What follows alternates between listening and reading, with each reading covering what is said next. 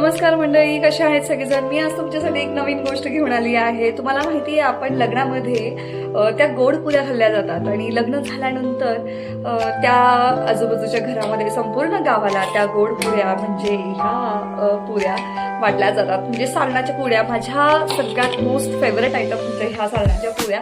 तर माझ्या घरामध्ये कझिनचं लग्न आहे आणि 4-5 दिवस बाकी आहे। तर आपल्याकडे लग्नाच्या अगोदर 3-4 दिवस अगोदर हळद, गोंधळ आणि ती शेवटी बनवली जाते।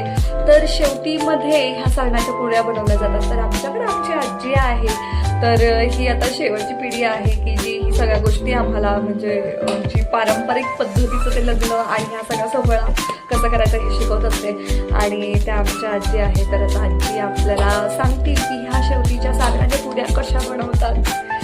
तर आजी सांगा माझ्या सर्व प्रेक्षकांना मंडळींना की शेवटीच्या पुऱ्या कशा बनवल्या जातात। सांगा बरं, तांदूळ आणायचं, कसं करायच्या पुऱ्या। 1 किलो तांदूळ आणायचं, ते धुयाचं, लगेच कढईत टाकायचं, वाळवायचं नाही का, भाजायला सारखं हलवायचं असं, म्हणजे ते आपाप कडक होतात।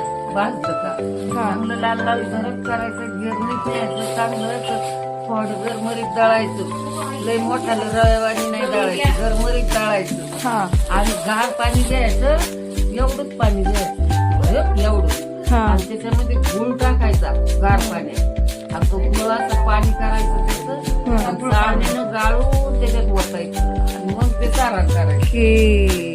असं होतं पुऱ्या, पाणी गाळायचं मग चाळणीने, पाणी नाही गाळलं तरी फडक्यावर टाकलं तरी पाणी नाही,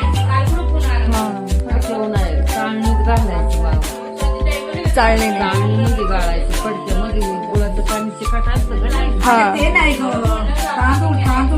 तांदूळ कशाला फडक्यात घालायचं, जरा वाळायचं पोतेवर जरा टाकायचं, मग तेच नाही सुकाया टाकलं ना आणि तसंही टाकलं ना, चाळणीत नुसतं निथळाय ठेवलं ना आणि तसंच कढईत टाकायचं, मग भाजून निघायचं। तांदळाचे घातलं ना 1 किलो, इकडं धुतलं, चाळणीत ठेवलं आणि लगेच भाजलं। तर मंडळी, तुम्हाला कशी वाटली ही शेवटीची सारणाची पुरी, आमच्या आजीची रेसिपी आवडली असेल तर माझ्या चॅनलला लाईक करा, कमेंट करून मला नक्की कळवा आणि सबस्क्राईब करायला विसरू नका। तोपर्यंत मी ह्या पुरीचा आस्वाद घेते। पुरी गोड झाली आहे, स्वादिष्ट झाली आहे। सबस्क्राईब करा, लाईक करा, कमेंट करा आणि ही रेसिपी शेअर करा।